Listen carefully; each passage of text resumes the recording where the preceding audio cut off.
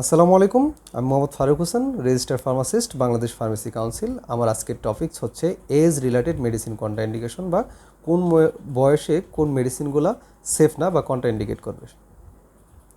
তো আপনার বাচ্চার বয়স যখন 0 থেকে 28 দিন, সেই ক্ষেত্রে আপনি সেফিক্সজিম, ট্রাইমেথোপ্রিম, সালফোমিথোক্সাজল কখনোই দিবেন না, কেন এটা কন্ট্রাইন্ডিকেট করবে। সেফিক্সজিমটা হাইপার বিলিরুবিন তৈরি করতে পারে।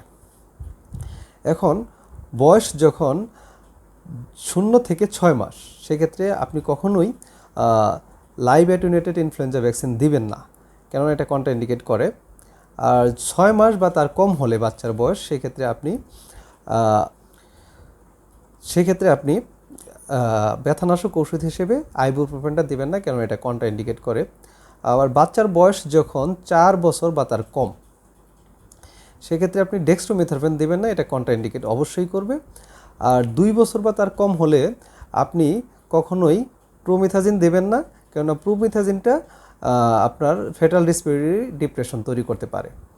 আর যখন আপনার বাচ্চার বয়স 12 বছর বা তার কম, সেই ক্ষেত্রে আপনি কখনোই কোডেইন এবং ট্রামাডলটা দিবেন না, কেননা কোডেইন এবং ট্রামাডল এটা লিথাল ডোজ হিসেবে বিবেচনা করা হয়। থ্যাংক ইউ, আসসালামু আলাইকুম।